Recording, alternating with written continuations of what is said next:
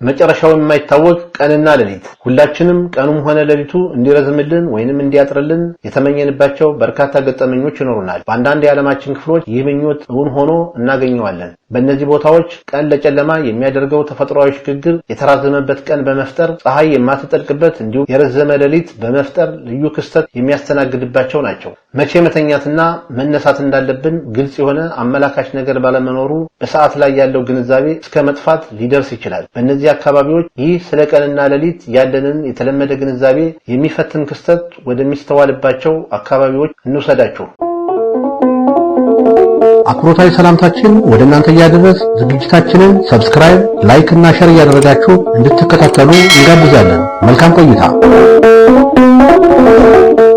በሰሜን የአርክቲክ የሐሳብ መስመር በኩል የፀሐይ ብርሃን እስከ 6 ወራት ያለማቋረጥ ይታያል። በተቃራኒው ደግሞ ግማሹ ዓመት ፀሐይ ፈጽሞ የማይታይበት ጨለማ ነው። በእርግጥ ይህ ክስተት በአርክቲክ ብቻ የተወሰነ ሳይሆን በደቡብ የምድራችን ክፍል በአንታርክቲካም የሚስተዋል ሀቅ መሆኑ ልብ ይሏል። በእነዚህ አካባቢዎች የሚኖሩ ሰዎች በጊዜ ብዛት ረጅሙን የቀን ብርሃን ወይንም ጨለማን ተላምደውታል። ለአዲስ መጤዎቹ ወይንም ለጎብኚዎች ግን ለመላመድ የሚፈተኑበትና ለመኝታ ችግር የሚደረጉበት ነው። ለማንኛውም እነዚህ ስፍራዎች አብረን እንጎብኛቸው። እያወራን ያለነው በዓለማችን ፀሐይ ለወራት በፍጹም ስለማትጠልቅባቸው አካባቢዎች ነው። በእነዚህ ስፍራዎች ቀኑ መጨረሻ የለውም። እናም አስቡት፣ መቼ እንደምትተኙ መቼ እንደምትነሱ የማታውቁባቸው እንግዳ ስፍራዎች። ለነገሩ እንግዳነቱ ለኛ እንጂ ተወልደው ላደጉባትማ የዕለት ተዕለት ህይወታቸው ነው።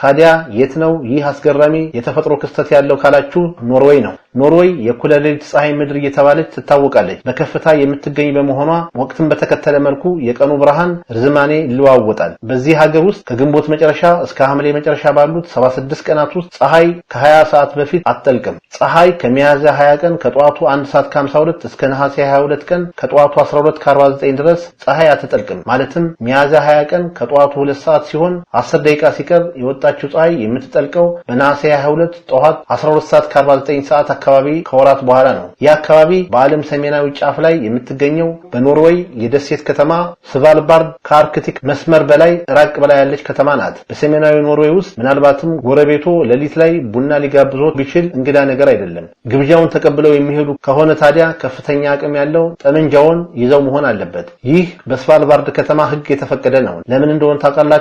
አደገኛ ድብ የተባለው አውሬ በመንገድ ሊያጋጥመው ይችላል።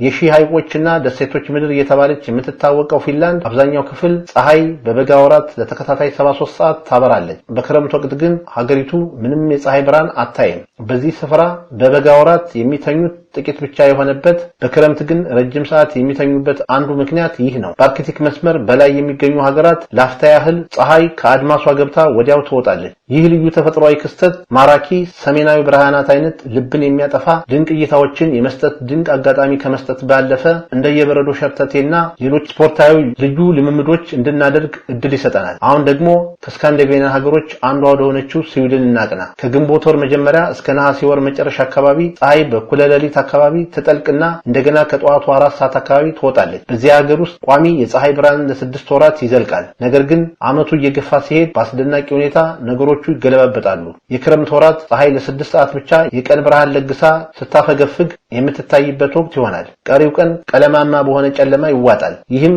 በበረዶ ለተሸፈነ መልክዓ ምድር የተለየ ሞገስ ይደርብለታል። ምንም እንኳን የፀሐይ ብርሃንን ቢገድልም ስዊድናውያን ይህን የክረምት ጨለማ ወራት ቤታቸውንና ጎዳናቸውን በደማቅ መብራት አፍክተው በደስታና በክብር ይቀበሉታል።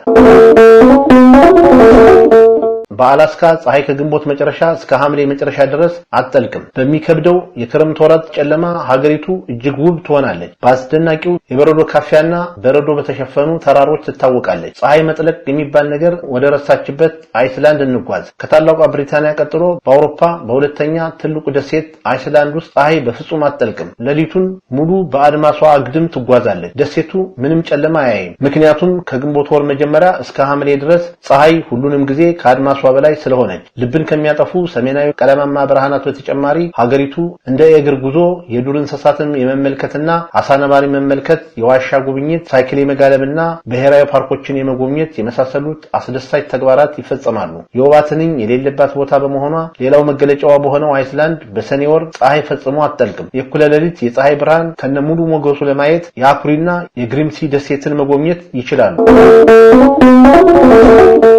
ወደ ካናዳ ደግሞ እንሂድ። ካናዳ የዓለማችን ሁለተኛዋ ትልቅ ከተማ ካናዳ እንደ ኢኑቪክ እና ሰሜን ምዕራብ ክፍል ባሉ ከተሞች በበጋ ወቅት ለ50 ተከታታይ ቀናት ያለ ፀሐይ ብርሃን ትታያለች። ይህም ካናዳን በዚህ ወቅት ምንም ጨለማ የሌለባት ሀገር ያደርጋታል። ሀገሪቱ ዓመቱን ሙሉ በበረዶ ትሸፈናለች። ኑዋቬት ከአርክቲክ የሐሳብ መስመር 2 ዲግሪ ላይ የምትገኝ የሰሜን ምዕራብ ካናዳ አካል ናት። ይቺ ስፍራ የ2 ወራት የ24 ሰዓት የፀሐይ ብርሃን የሚታይባት ሲሆን በክረምት ወቅት ደግሞ ሙሉ ለሙሉ በጨለማ የተዋጡ 30 ተከታታይ ቀናትን ታስተናግዳለች። በአጠቃላይ ፀሐይ የማትጠልቅባቸው ወይንም የማትወጣባቸው ሀገራትና አካባቢዎች የተፈጥሮ ቅኝት በጣም ልዩ የሆነባቸው ማራኪ ቦታዎች ናቸው። እነዚህ ልዩ ክስተቶች ለነዋሪዎቹና ለጎብኚዎቹ በኩለ ሌሊት ማለቂያ የለሽ ቀናት እስከ መጸው ወራት የጨለማ ወራት የማይረሱ ልምዶችን ይሰጧቸዋል። በ6 ወራት ጨለማ ውስጥ መኖር ከባድ ቢሆንም ከውጭ ያጡትን ብርሃን በቤት ውስጥ በመፍጠር ያካክሱታል። ስራን ቤት ውስጥ ሆኖ በማከናወን ማህበራዊ ግንኙነታቸውን በማጠናከር አስቸጋሪውን ወቅት ለማለፍ ሲሞክሩ ይታያሉ። ጨረስኩ።